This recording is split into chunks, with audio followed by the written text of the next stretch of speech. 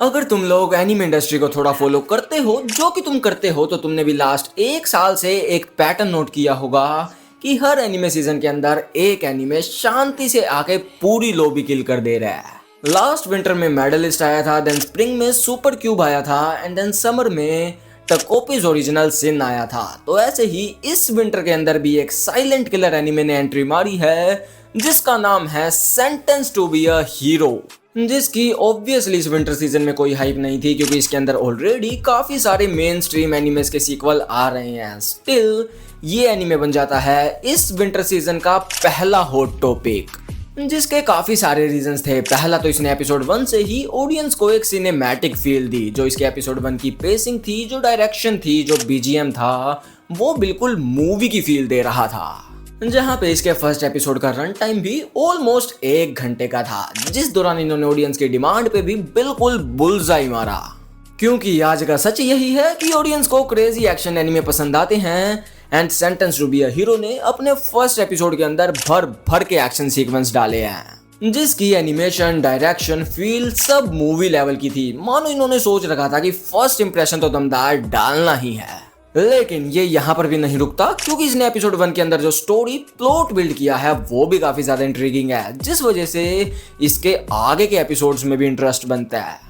जबकि इसके एपिसोड 2 में इतनी ज्यादा फाइट्स भी नहीं थी, लेकिन अब तुम उस प्लॉट के कंक्लूजन को जानना चाहते हो, जिसका बिल्डअप ये काफी सही दे रहे हैं।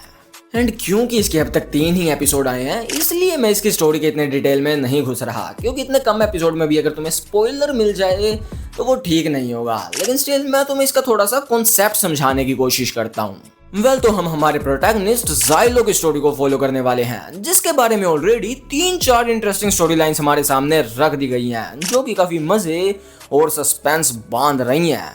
इसके अलावा हमें इस एनिमे की वर्ल्ड बिल्डिंग के अंदर डीमन ब्लाइट के कॉन्सेप्ट को इंट्रोड्यूस किया गया है। एक ऐसा फिनोमिना जिसके अंदर डीमन लॉर्ड अपने आसपास के flora and fauna, even humans को भी इन्फेक्ट करके माइंडलेस मॉन्स्टर्स में बदल देता है, जिनसे लड़ने का काम करते हैं होली टेम्पल के होली नाइट्स। ये उस दुनिया के अंदर जो लोग रह रहे हैं उनका नजरिया है। वेल, क्योंकि इस एनिमे के अंदर हमें हीरोइज्म के कॉन्सेप्ट को इविल वाइब्स के साथ दिखा रहे हैं। Well, according to story plot and world building, जो हीरोज होते हैं वो सबसे खतरनाक वाले क्रिमिनल्स होते हैं, जिनको फिर हीरो बनने की सजा दी जाती है, जिसके बाद वो इस वर्ल्ड के अंदर जो होली टेम्पल है सिर्फ उनके पॉन्स बन के रह जाते हैं, जिस दौरान उनसे बेबुनियाद मिशन करवाए जाते हैं। इवन उनकी लाइफ की भी कोई वैल्यू नहीं करी जाती।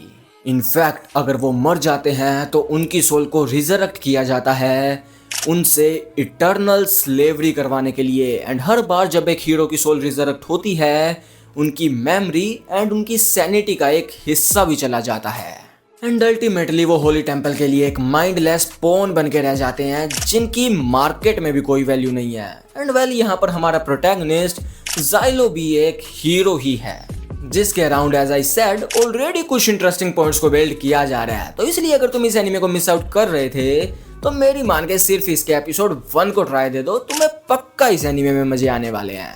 बाकी तो फिर ये वाली वीडियो इतनी ही थी, तो do like, share, comment and subscribe, and also take care. तो मिलते हैं अगली वीडियो में। Bye bye.